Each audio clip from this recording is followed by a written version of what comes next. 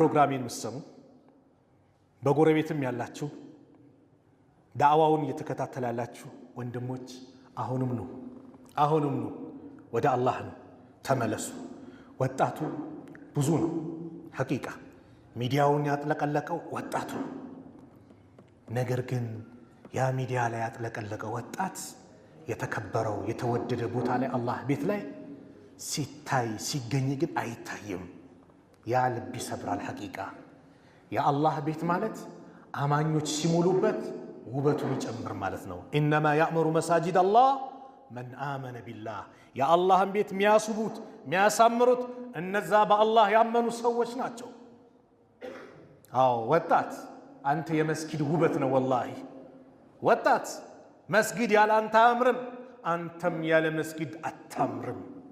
አዎ ውበትህ ሊመጣው የሚችለው መስጊድ ስትገባ ነው። መስጊድ ሊያምር የሚችለው ዲኮር ቀለሙ ምኑ አይደለም። ንጽህናው ልንጠብቅ ልናሳምር ተገቢ ነው። ነገር ግን ትክክለኛ የመስጊድ ውበት ማለት ወላሂ ሰጋጆች ሲሰግዱበት ነው።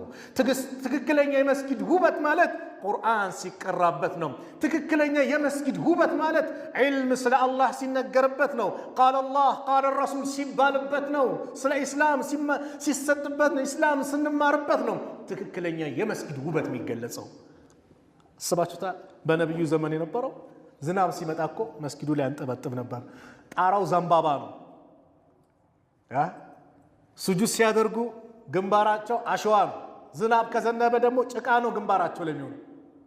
ግን ብርቅዬ ሰሃቦች ዓለምን የመሩ ጀግኖች ተፈጥሯል። ግን ከዛው መስጊድ ያን መስጊድ ውበት የጸስተው የነቢዩ ሰለላሁ ዐለይሂ ወሰለም ደረሶች ናቸው።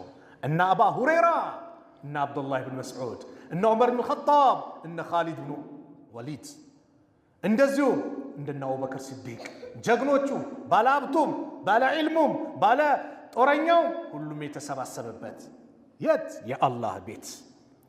ስለዚህ ወጣቶቻችን እናንተ ለሚያምረው አሁንም ደግሞ አለው የመስጊድ ጽዳት ስትጠብቁ የእናንተ ውበት ነው። ወጣቶች ሶፍ ስታስተካክሉ የጎደለውን ሶፍ እዛ ጋር ሙሉ ብላችሁ ስትኻድሙ የእናንተ ውበት የዛኔ ነው።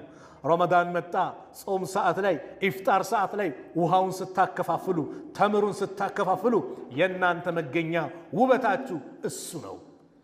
ስለዚህም አሁኑኑ ጊዜ ሳንፈጅ የአላህ ምህረት ለግሰኝ እስካሁን በዚህ ሀል ቆይቻለሁ ከአሁን በኋላ ከዚህ ሱስ ወጥቻለሁ ብለን ትክክለኛ ተውባ አድርገን ወደ አላህ እንመለስ።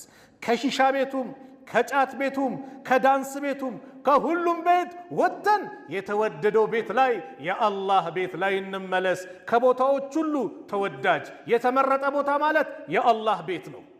ነብዩ ያሉት አላህ ዘንድ ተወዳጅ ቦታ ማለት የአላህ ቤት ነው፣ መስጊድ ነው አሉ። ወላሂ ተወዳጅ ቤት።